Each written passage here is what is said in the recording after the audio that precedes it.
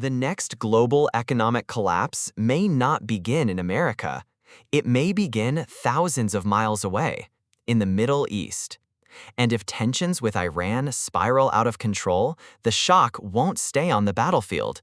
It will hit gas prices, food prices, supply chains, stock markets, jobs, and eventually your everyday life. Because modern economies are built on one fragile foundation: energy. And right now, one of the most important energy choke points on Earth sits directly beside Iran: the Strait of Hormuz, a narrow stretch of water that quietly controls nearly 20% of the world's oil supply. Every single day, millions of barrels of oil move through this corridor, which means if conflict escalates, the global economy could feel it almost instantly. Oil prices surge, shipping costs explode, inflation rises, and suddenly everything becomes more expensive. This is where most people misunderstand how modern crises actually work. Wars today don't only destroy countries, they destabilize financial systems. Because when oil becomes expensive, the cost of almost everything rises with it. Factories become more expensive to operate, transportation costs increase, airlines pay more for fuel, food becomes more expensive to move across the country. Even basic products on store shelves start costing more. And once inflation begins accelerating, central banks get trapped. Normally, when economies slow down, governments and central banks try to stimulate growth by lowering interest rates. Cheap borrowing encourages spending, businesses expand, consumers buy more, the economy recovers. But during an oil shock, that becomes much harder. Because lowering interest rates while inflation is already rising can make inflation even worse. And this creates one of the most dangerous economic scenarios possible: stagflation.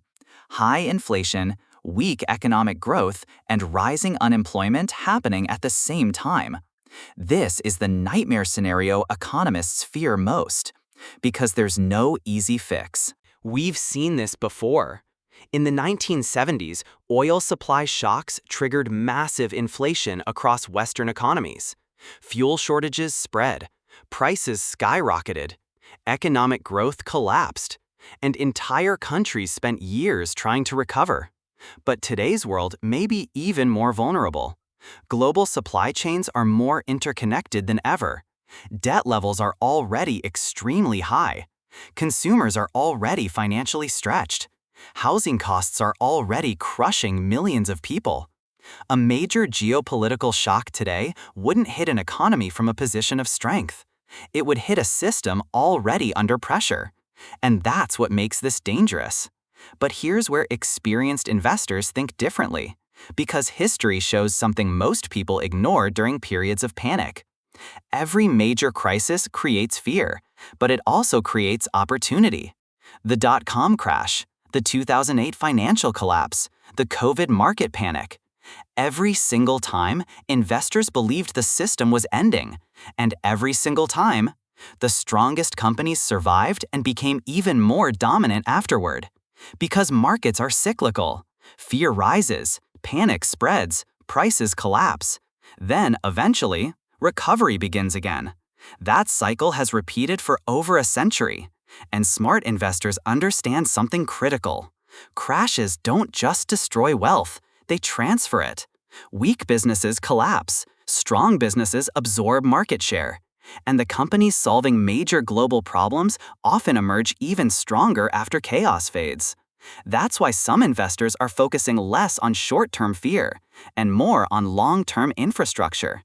Energy infrastructure, artificial intelligence, automation, cybersecurity, supply chain intelligence. Because geopolitical instability increases demand for efficiency, security, and technological control.